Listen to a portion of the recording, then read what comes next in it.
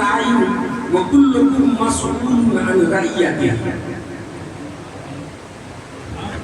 وقت کم ہے اور ہمارے اسٹیج پہ ملت کا سرمایہ رونق افروز ہے.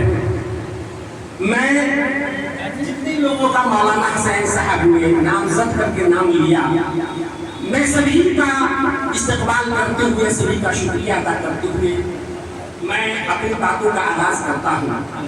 اور ہمارے لیے بہت ہی خوشی کی بات ہے کہ ہم لوگ محتاج ہیں.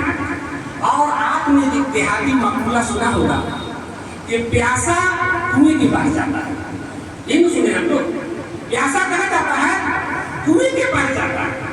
لیکن ہمارے اس متھلا انچل کی، ہمارے اس دربھنگا مدھوبنی کی یہ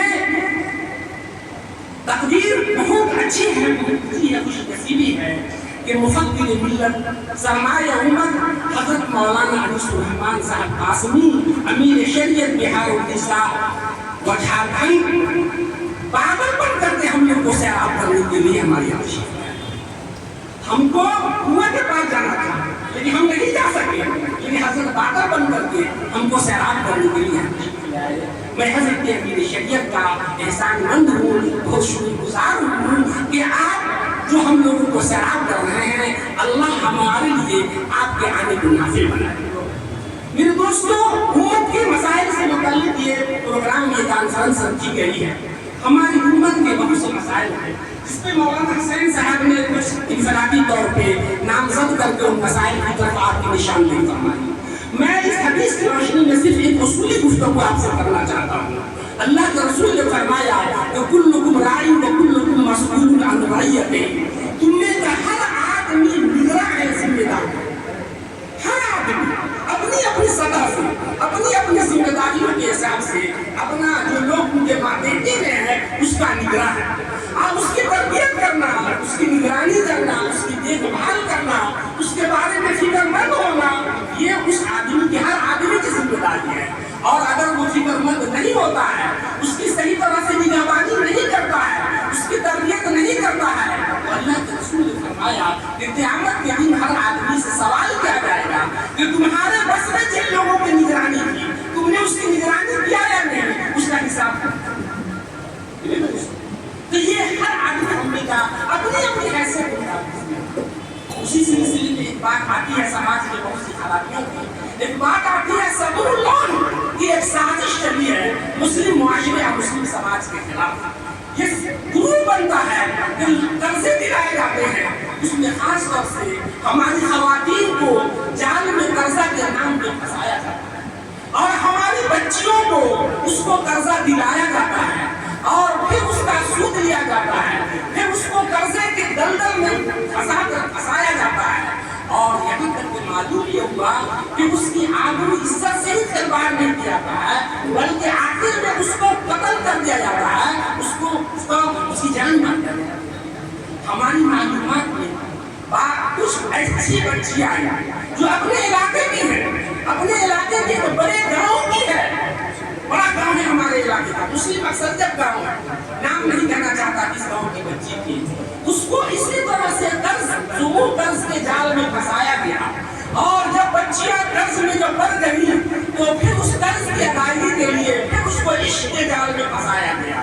اور عشق کے جال میں پھنسانے کے بعد ایک لڑکے نے اسے شادی کرایا اور شادی کرنے کے بعد پھر اس کو مطلب اس کے ریپ اور کرنے کی شکلیں پیدا کی گئی اور اپنے بہت سے احباب سے اس کو ریپ کرا کر کے قرض کی ادائیگی کے نام پر پیسے کمائے گئے اور پھر اس بچی کو آخر میں اپنے قتل کیا. ایسی سازشیں چل رہی ہیں. ہم نے کہا ہر آدمی نگراں ہے اور ذمہ دار ہے. بیداری لائیے. اللہ کے رسول صلی اللہ علیہ وسلم کی اور ایک حدیث کی روشنی میں کہ اللہ کے رسول صلی اللہ علیہ وسلم نے فرمایا کہ مان کے چلیے کہ ایک گروپ ہے جو سفر کر رہا ہے کہیں، ایک جہاز میں پانی کا جہاز ہے، اس میں سفر کر رہا ہے اور وہ جہاز 2 منزلہ ہے اور اس 2 منزلہ جہاز میں پانی حاصل کرنے کا جو انتظام ہے پانی لینے کا وہ نیچے کے تلہ پہ ہے اور جو اوپر کا جو اوپر والا جو درجہ ہے جہاز کا اس میں اونچے لوگ سوار ہیں. لیکن ان اونچے لوگوں کو بھی نیچے پانی لینے کے لیے آنا پڑتا ہے. اللہ کے رسول نے فرمایا کچھ دنوں تک جو ہے نہیں نیچے والے لوگوں کو اوپر پانی لینے کے لیے جانا پڑتا ہے. کچھ دنوں تک نیچے کے لوگ جہاں اوپر پانی لینے کے لیے جانا ہوتا وہ جانے لگے. بعد میں لوگوں نے کہا کہ ہم لوگ سمندر کے زیادہ قریب ہیں اور اوپر والے منزل پہ اونچے درجے کے لوگ بیٹھے ہیں, پانی کا انتظام وہاں ہے, ہم لوگ کیوں نہیں نیچے ڈائریکٹ سوراخ کر کے سمندر سے پانی لے.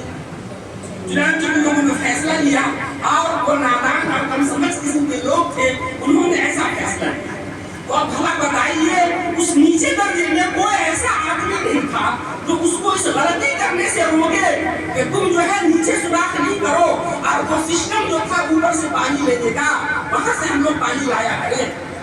جب کوئی نہیں روکا, اوپر والے درجے کے لوگوں کو معلوم ہوا کہ نیچے والے لوگ اب پانی نہیں لائیں گے, نیچے ہی سوراخ کر لیں گے, ہمارے پاس اوپر منزل میں نہیں آئیں گے.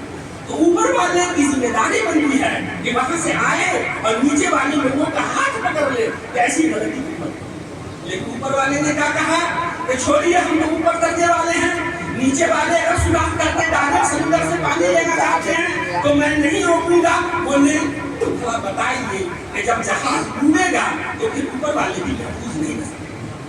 اللہ کے رسول صلی اللہ علیہ وسلم نے یہ مثال دے کر کے سمجھایا کہ ہمارے سماج میں, ہمارے معاشرہ میں دو طرح کے لوگ رہتے ہیں. ایک تو بالکل ان پڑھ اور ناسمجھ لوگ ہیں جو زیادہ سماجی شعور نہیں رکھتے ہیں, علم و دانش سے دور ہیں, اور دوسرا طبقہ ہمارے یہاں علماء کا ہے, دانشوروں کا ہے, سماجی ایکٹیوسٹ اور کارکنان کا ہے, سماج کے باشعور لوگوں کا طبقہ ہے.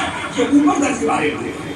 اگر سماج میں کوئی خرابی آتی ہے تو اگر یہ انجان اور ناسمجھ طبقہ کے جو لوگ ہیں وہ ان ناسمجھی کے وہ خرابیوں میں آپ طرف جو ہے وہ آلودہ ہے, وہ سماج کے معزز علماء, دانشوران اور جو ہے تعلیم یافتہ سماجی ورکر, سوشل ایکٹیوسٹ سبوں کی ذمہ داری بنتی ہے کہ ان کو ان غلطیوں سے روکے. نہیں تو سماج میں جب خرابی آئے گی تو یہ چھوٹے یہ بھی برباد ہوں گے اور جو اوپر درجے کے لوگ ہیں آخر میں وہ بھی برباد ہوں گے. دوستوں ان باتوں کی روشنی میں یہ جو سموہ لین کی خرابی ہے, یہ اور بھی جہیز کی خرابی ہے, قلت کی خرابی ہے, اور بھی جہالت کی خرابی ہے, تعلیم پر توجہ نہ دینے کی خرابی ہے, ہمارے سماج کے لوگوں کی, علماء کی, دانشوران کی اور سماجی تعلیم یافتہ ہر طرح کے ہر طبقے کے جو لوگ ہیں, سیاسی سماجی شعور رکھنے والے, ان کی ذمہ داری ہے کہ وہ ایکٹیو ہوں اور اپنے اپنے طور پہ سماج میں اپنا کردار ادا کریں. یہ ذمہ داری کریں.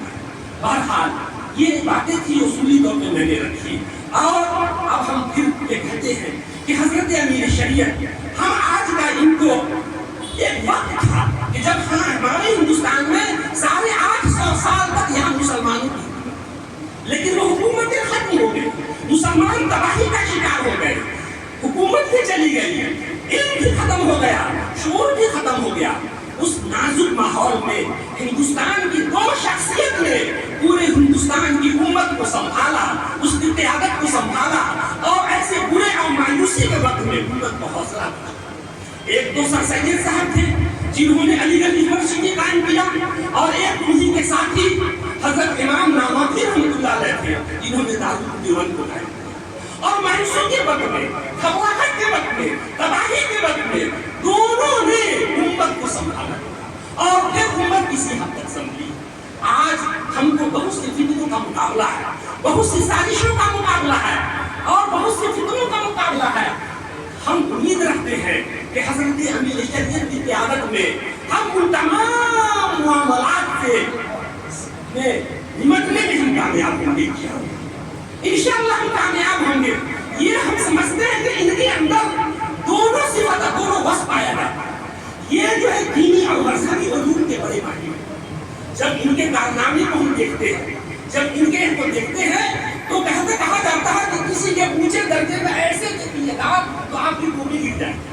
حضرت اتنے کارنامے انجام دیتے ہیں, ایسے ایسے فتاوے ساتھ جلد میں, ایسے ایسے فتاوے انہوں نے ترتیب دیے, ایسی ایسی کتابیں انہوں نے لکھی کہ ان کا علمی اور دینی مقام پورے ہندوستان میں جو ہے نمایاں نظر آتا ہے. اور پھر عصری علوم کی باتیں آتی ہیں تو ہمارے مولانا حسین صاحب نے بتایا کہ انہوں نے عصری علوم کی ٹیکنیکل اور جو ہے بہت سے عصری علوم کے مختلف ٹرین میں انہوں نے اپنے یہاں ادارے قائم کیے، تو یہ دونوں طرف ان میں سر سید کی جھلک بھی پائی جاتی ہے، امام نووی کی جھلک پائی جاتی ہے۔ ہم یہ عہد کرتے ہیں کہ ہمارے امت کے جتنے بھی مسائل ہوں گے، حضرت شریعت دامت برکاتہ کی قیادت میں ہم سب سے نمٹنے میں اور سبوں میں کامیاب ہونے میں انشاءاللہ تعالی یہ امت کامیاب ہے انشاءاللہ۔ اور حضرت ہم آپ کو یقین دلاتے ہیں کہ ہمارا جو یہ علاقہ ہے یہ علماء کا علاقہ ہے، دانشوران کا علاقہ ہے، بہت باشعور لوگوں کا علاقہ ہے، لیکن یہ لوگ آپ سے بہت زیادہ محبت کرتے ہیں۔ آپ چاند کا اعلان کرتے ہیں، یہ ممکن نہیں ہے کہ چاند جو ہے 29 یا 30 سے پہلے نکل آئے، لیکن آپ پر اتنا بھروسہ ہے، آپ پر اتنا اعتماد ہے کہ اگر 28 کو بھی آپ اعلان کر دیجیے گا تو لوگ کہیں گے کہ امیر شریعت نے اعلان کیا ہے تو آسمان نے اپنا نظام بدل دیا ہوگا، 28 ہی کو چاند ہے، اتنا بھروسہ ہے۔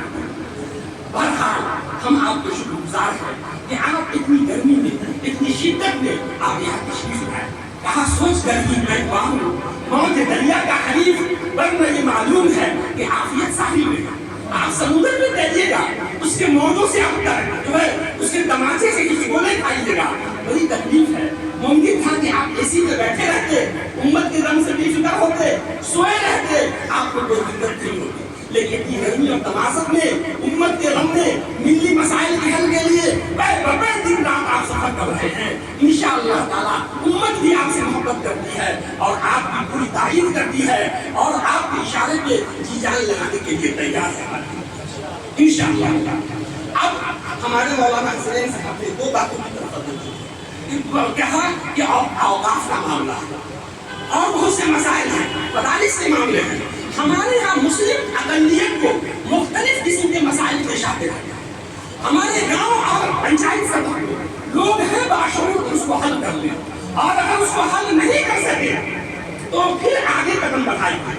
آپ کسی علاقے میں حضرت مولانا شبلی صاحب ناظم امام شریعہ، آپ ان سے کانٹیکٹ کیجئے، ایسا مسئلہ جو حکومت کا ہو، گاؤں کا ہو، علاقے کا ہو، اس میں آپ دشواری محسوس کر رہے ہیں، باہر سے آپ تعاون لینا چاہتے ہیں، تو مولانا شبلی صاحب کی شکل میں ناظم امام شریعہ کی شکل میں آپ کے پاس آپ کو ہے۔ حضرت ہی کی کا ایک ادارہ ملی کونسل ہے جس کے حضرت عالمیہ صدر کے نائب صدر ہیں، حضرت مولانا ڈاکٹر مولانا عالم صاحب قاسمی اس کے پورے بہار کے صدر ہیں۔ آپ کو کوئی دقت پیش آتی ہو، سماجی مسائل میں الجھن ہوتی ہو، حکومت سے کوئی معاملہ قبول کروانا ہو، کوئی پیچیدگی ہو، تو آپ مولانا ڈاکٹر عالم صاحب قاسمی صدر عالمیہ ملی کونسل سے آپ رابطہ قائم کریں۔ آپ کو گھبرانے کی ضرورت نہیں ہے، یہاں ہر ایک سوال کا مثبت جواب رکھتے ہیں، تمام تانزنی کا حساب رکھتے ہیں۔ ہمیں چراغ سمجھ کر یہاں نہ پاؤ گے، ہم اپنے گھر میں کہیں آفتاب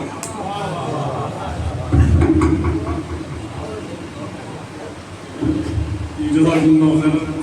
میں بار بار یہ کہہ رہا ہوں کہ بڑی قلت ہے، جو وقت متعین کیا جائے اس وقت اپنی بات